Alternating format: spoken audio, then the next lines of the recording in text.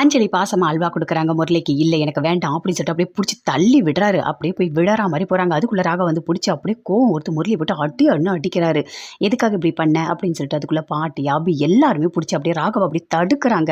தடுத்துட்டு சொல்றாங்க, எதுக்காக நீ அவர போட்டு அடிச்ச? அவருக்கு எல்லா உரிமையும் இருக்கு என் மேல கோவப்படுறதுக்கு. நீ எதுக்காக அடிச்ச ராகவ்? அப்படின்னு சொல்லிட்டு அஞ்சலி அப்படியே கோவப்படுறாங்க. இங்க பாரு நல்லா தெரிஞ்சுக்கோ. நான் வீட்ட விட்டே போயிடுவேன். இப்ப நீ மன்னிப்பு கேட்கறியா இல்லையா? அப்படின்னு அஞ்சலி சொல்றாங்க. அத கேட்டோனே அபிக்கு இன்னும் கோவம் அதிகமா வருது. ஏங்க இப்படி பேசிட்டு இருக்கீங்க? தப்பு பண்ணது அவர்தான். அவர்தான் நீங்க குடுத்த அல்வாவ தட்டி விட்டாரு. இவரு எதுவுமே பண்ணவே இல்ல. யாரா இருந்தாலும் இந்த இடத்துல இப்படிதான் கோவம் வரும்.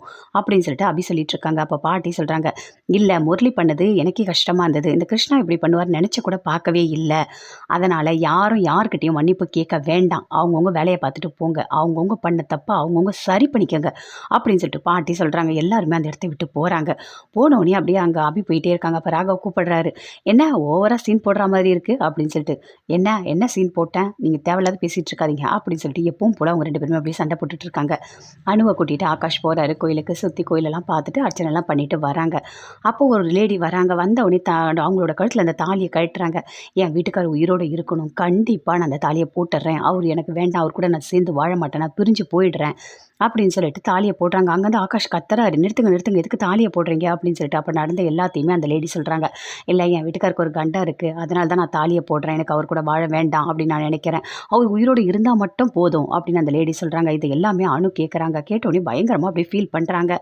ஃபீல் பண்ணிவிட்டு அப்படியே யோசிக்கிறாங்க. அப்போ இவருக்கும் ஏதாவது ஆகிடுமா அப்படின்னு சொல்லிட்டு. அந்த லேடி 2 பேருமே அப்படியே கோயிலை விட்டு அப்படியே தள்ளி போய் பேசுகிறாங்க. சுந்தரிக்கு ஃபோன் பண்ணுறாங்க. அம்மா நீங்கள் சொன்ன மாதிரி சூப்பராக தாலியை கழட்டி போட்டுட்டோம். அதை அனு ஆகாஷ் 2 பேருமே பார்த்துட்டாங்க. நீங்கள் சொன்னது எல்லாமே நான் முடிச்சிட்டேன் அப்படின்னு சொல்லிட்டாங்க. சூப்பர், நீங்கள் அங்கேருந்து போயிடுங்க, நான் பார்த்துக்கிறேன் அப்படின்னு சொல்லிட்டு சுந்தரி ஃபோனை கட் பண்ணுறாங்க. வீட்டில் எல்லாருமே சாப்பிட்டுட்டே இருக்காங்க. அப்போ அபியும் சாப்பிட்டுட்டே இருக்கும்போது அப்படியே புறக்கி ஏறுது. ராகவ் அப்படியே தலையில் தட்டுறாரு, தண்ணி குடி அப்படின்னு சொல்லிட்டு. சாதாரணமாக தான் அவர் பண்ணிட்டு இருக்காரு. ஆனால் அதை பார்த்தோன்னே முரளிக்கு அப்படியே கோவமாக வருது. இவன் எத்தனை வாட்டி என்ன கோவப்பட்டாலும் அவன் கரெக்டாக பண்ணுறான். அபியை அவன் தட்டுறான். அபி வந்து அவங்க மேலே 2 பேரும் மாற்றி மாற்றி அப்படியே பாசமாக இருக்காங்க. இதெல்லாம் பார்க்கும்போது அப்படியே வயிறு எரியுது. ஏன் அபி எனக்கு தான் சொந்தம். என் அபி யாருக்காகவும் நான் விட்டு கொடுக்க மாட்டேன். அபியை நான் கண்டிப்பாக கல்யாணம் பண்ணுவேன் அப்படின்னு சொல்லிட்டு முரளி அப்படியே முறைச்சிட்டு இருக்காரு. பயங்கரமாக அப்படியே கோவப்படுறாரு. ராகவா ஆஃபீஸ்க்கு போகிறாரு. அங்கே ஆகாஷம் போகிறாங்க. 2 பேருமே சேர்ந்து ஆஃபீஸில் இருக்காங்க. அப்போ மித்திரன்னு ஒருத்தர் வராரு. வந்தோடனே வாங்க வாங்க உட்காருங்க அப்படின்னு சொல்லிட்டு இருக்காரு. எப்படி இருக்கீங்க அப்படின்னு சொல்லிட்டு ராகவ் கேட்குறாரு. நல்லா தான் இருக்கேன். எனக்கு ஒரு முக்கியமான விஷயம் உங்ககிட்ட பேசணும். அதுக்காக தான் நான் வந்திருக்கேன் அப்படின்னு மித்திரன் சொல்கிறாரு. உட்காருங்க அப்படின்னு சொல்கிறாரு.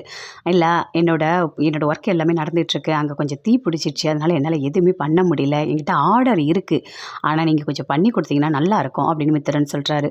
அவர் பேசுகிறது எல்லாமே டவுட்டாக இருக்குது. ராகவ் அப்படியே பார்க்குறாரு. பார்த்தோன்னே இல்லை எங்களால் அதெல்லாம் எதுவுமே பண்ணித்தர முடியாது. எங்கள் சைட்டு எதுவுமே ஃப்ரீயாகவே இல்லை. எல்லாமே ஒர்க் போயிட்டுருக்கு. என்னால் உங்களுக்கு ஹெல்ப் பண்ணவே முடியாது அப்படின்னு ராகவ் சொல்கிறாரு.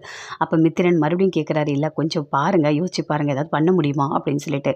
இல்லை கண்டிப்பாக என்னால் பண்ண முடியாது. ஏன்னா எனக்கு ஒர்க் போயிட்டுருக்கு. என்னால் எதுவுமே பண்ண முடியாது. ஒருவேளை என் சைட்டு காலியாக இருந்தால் நான் உங்களுக்கு கொடுப்பேன்.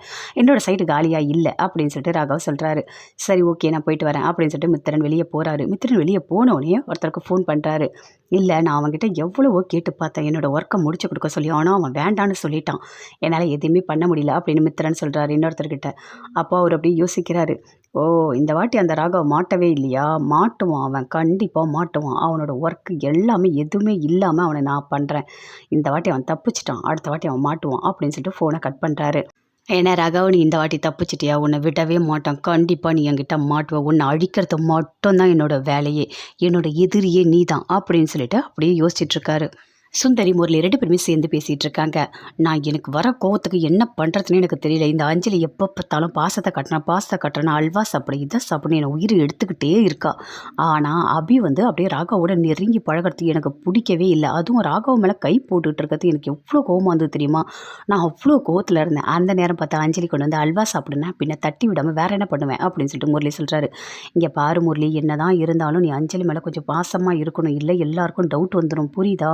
அந்த அபி கூட இங்கே தான் இருக்கா, ஒன்று அவள் நோட் பண்ணிக்கிட்டு தான் இருக்கா அப்படின்னு சொல்லிட்டு சுந்தரி சொல்கிறாங்க. என்ன தான் இருந்தாலும் அத்தை, எனக்கு கோவம் வந்தால் என்னால் தாங்க முடியல அத்தை.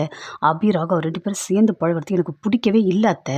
எனக்கு என்ன சொல்கிறதுன்னு எனக்கு தெரியல, அவ்வளோ கோவம் வருது அப்படின்னு சொல்கிறாரு. இங்கே பாரு, என்ன கோவம் வந்தாலும் நீ இப்போ மெமரி ராசன் வீட்டுக்கு வந்திருக்க, அதே மாதிரி தான் நீ இருக்கணும். அதை விட்டுட்டு கோவப்பட்டுக்கிட்டு ஏதாவது நீ பண்ணிகிட்டு இருந்த, கண்டிப்பாக உன்னை கூட்டிகிட்டு போய் மறுபடியும் டாக்டர்கிட்ட செக் பண்ணுவாங்க. அவங்க எந்த டாக்டர்கிட்ட கூட்டிகிட்டு போகிறாங்கன்னு தெரியாது அப்படின்னு சுந்தரி சொல்கிறாங்க. ஆமாம் சார் அத்தை, நீங்கள் சொல்கிறது கூட ஒரு வகையில் வகையில் கரெக்டு தான். சரி நான் பார்த்துக்கிறேன், இனிமேல் அது மாதிரிலாம் நடக்காது அப்படின்னு சொல்லிட்டு முரளி சுந்தரி கிட்ட சொல்லிட்டு இருக்காரு.